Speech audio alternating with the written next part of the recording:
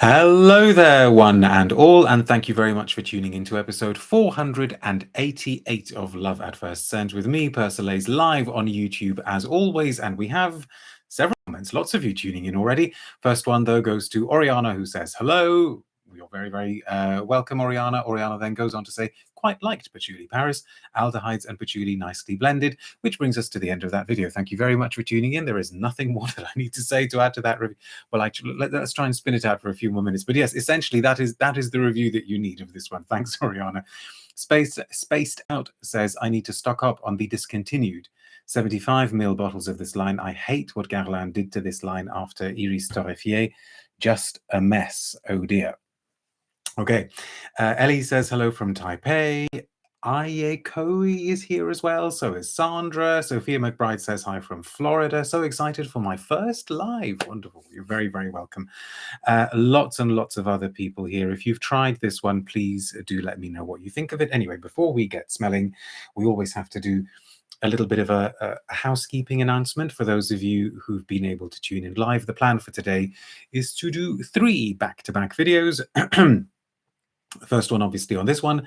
Then we will come back with another single perfume review. And then we will come back with a showcase of a new collection from a brand. I'm sure plenty of you will be able to guess what that is. But yes, so short video, followed by slightly longer video. That's the plan for today. Anyway, if you haven't already subscribed to this channel, please do consider doing so. And if you would like to find out how you can support my work, you should be able to see a link to my Ko-fi page in the video description below. And if you enjoy the video, please do consider giving it a thumbs up, because that really helps with the old YouTube algorithm. Okay, here we go. Brand new. I think it counts as brand new. It came out 2 months ago or 6 weeks ago, so it's still pretty much brand new, I think, from Guerlain, but part of their exclusive, high-end, expensive, not available everywhere, L'Art et la Matière range. This is Patchouli Paris. I suppose we should say Patchouli Paris, which, oh gosh, okay, without knocking the furniture down, which sounds better, I think. Patchouli Paris.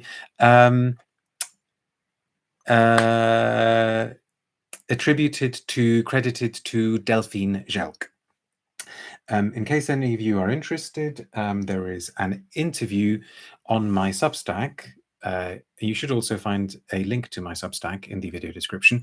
But there is an interview on my Substack with Delphine Jelk. I think it was posted a few weeks ago. It's one of the more recent posts anyway. You should be able to find it quite easily, in which she talked about the creation of this scent, but also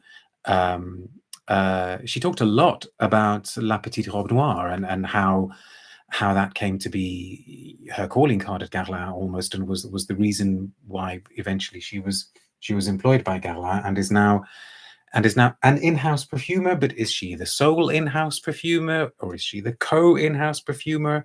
Is she the assistant in-house perfumer?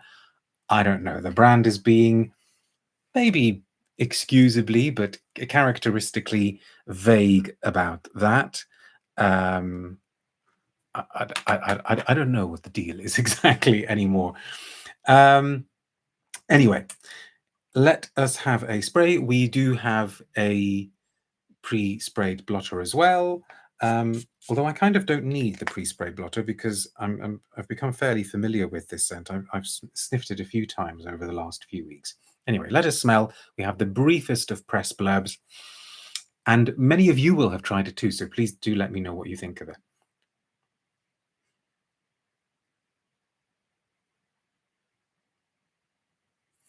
Okay, so as is the way with many modern scents, as a lot of you will know, what you get on the initial sniff is kind of what you get towards the end.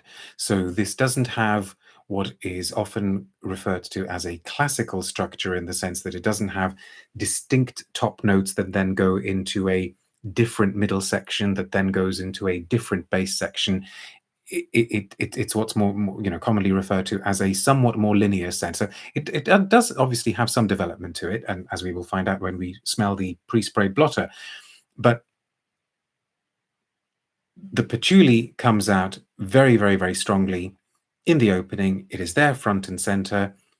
earthy, not overly camphoraceous, but very, very definitely patchouli-like. It's got that kind of soil feel. Patchouli to me always makes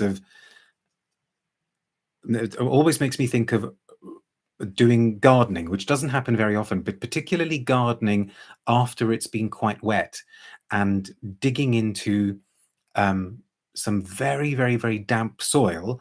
And then, because perfumery can produce this sort of magic, you've also got to imagine that some bits of the soil are made of chocolate. So you get that earthiness, you get that damp, soily feel, you get that kind of tobacco leaf feel, but every now and then you also get this very, very, very strong impression of chocolate.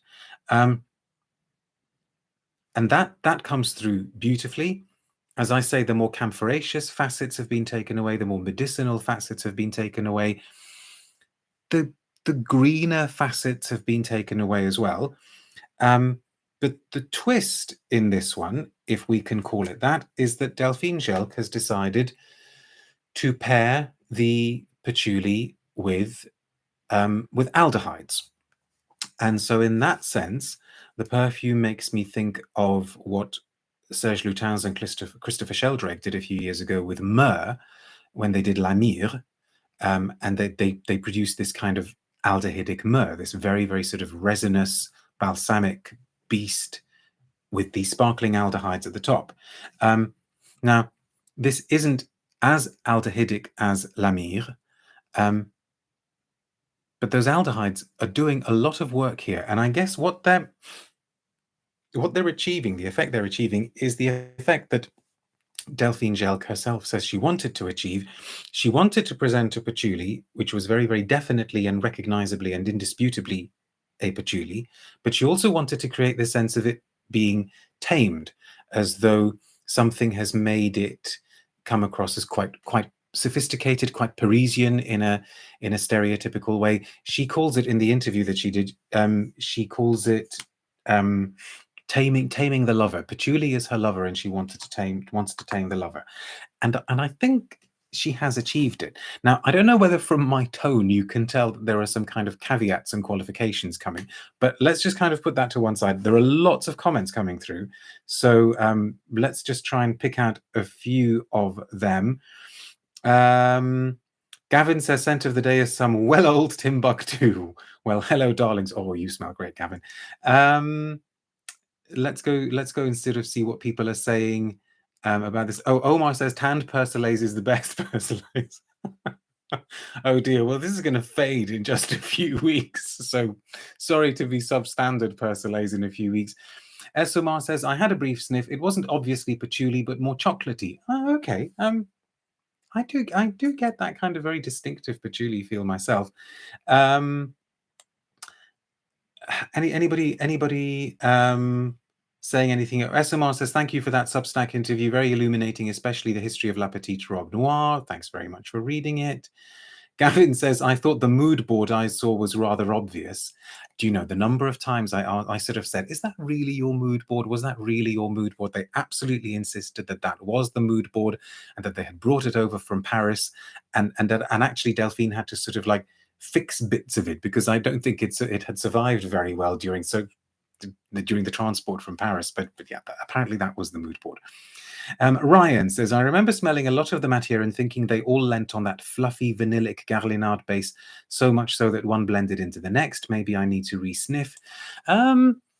Okay, well, maybe I'm not the world's biggest die-hard fan of the La Matière collection, but I think I would not agree with that. I mean, I think a lot of them do have very distinct personalities, and I really, really enjoyed the one that came out earlier this year, the Neroli Plein Sud, and I've continued to enjoy it, worn it a lot. So I don't know, maybe I don't agree with that so much.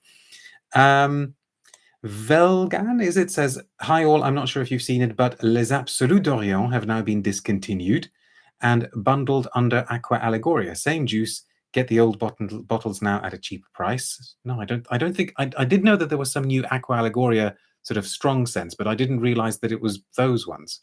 Trust Guerlain to keep us guessing with all of these repackagings. I do enjoy a journey with the fragrance, says Tracy.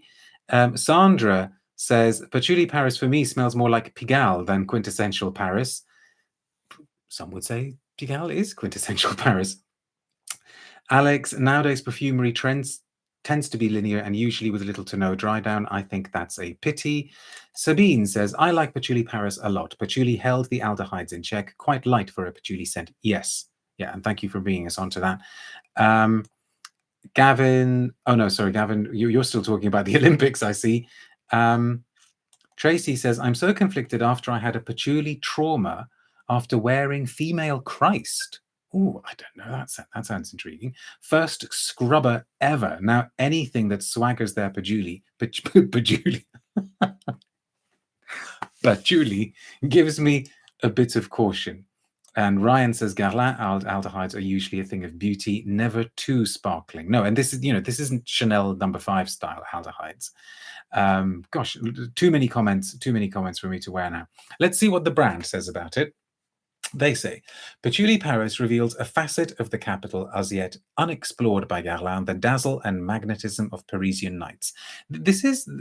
Patchouli is not a very, very prominent note in the Guerlain catalogue. So it's interesting that they've made one front and center, which they've made a scent which has patchouli front and center.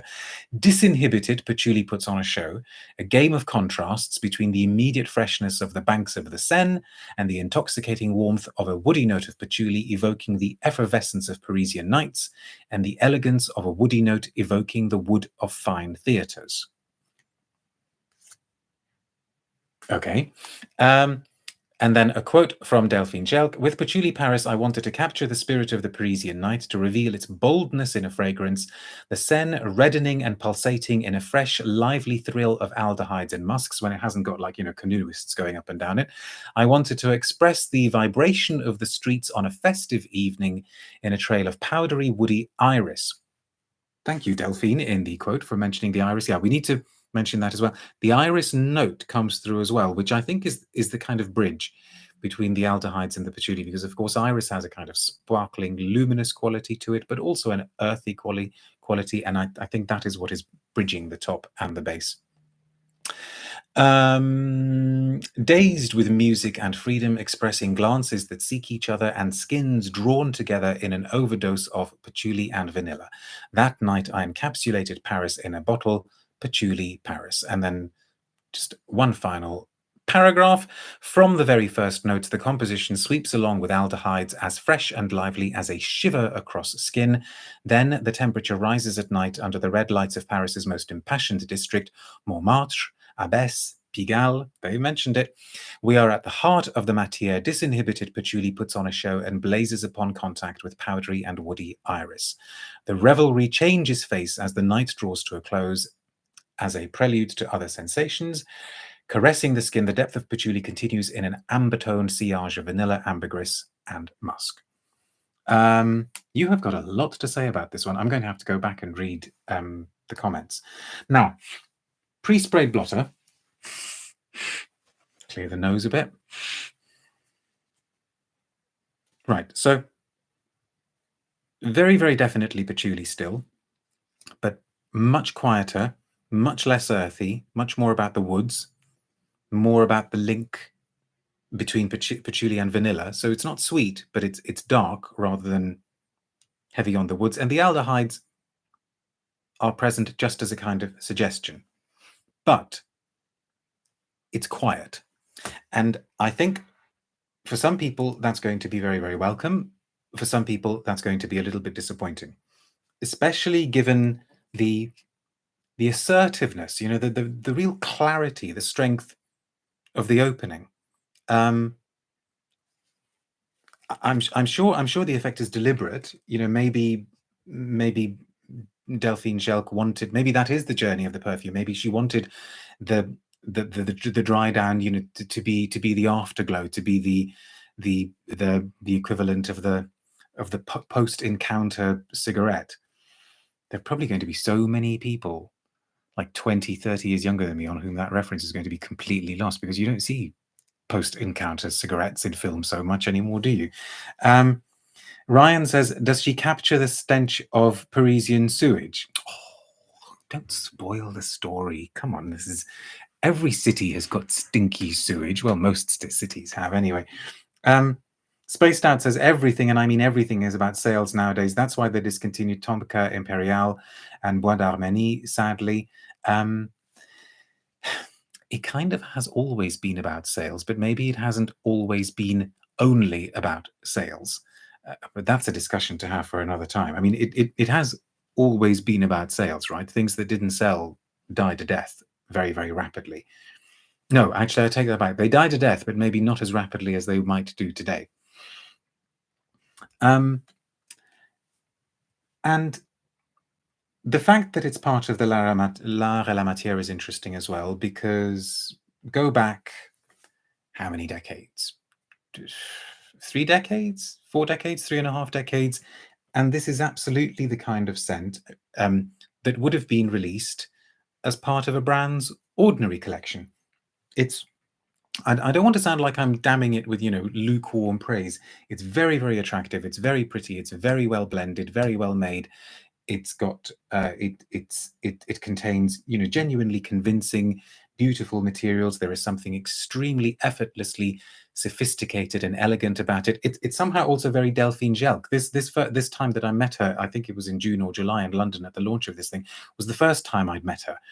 And I thought, gosh, you somehow embody this perfume very, very well. I mean, I was going to say that she projects a kind of French chic, even though actually by birth she's Swiss, I believe. That doesn't mean that she can't project a French chic, but it is all of those sorts of things. And yet you can't help, knowing how expensive the scents in this range are, you can't help but feel your heart sink a little bit when you think, gosh, back in the day, this would have been an ordinary scent. This wouldn't have had a ridiculous price tag attached to it. This wouldn't have had the exclusive tag attached to it. This wouldn't have been the sort of thing that you would only have been able to find in harder to find outlets. I mean, maybe I'm looking at the past through rose-tinted glasses. I don't know, but we really are well and truly in the era now when the brand's more interesting wares tend to come from their exclusive collections, if they have exclusive collections.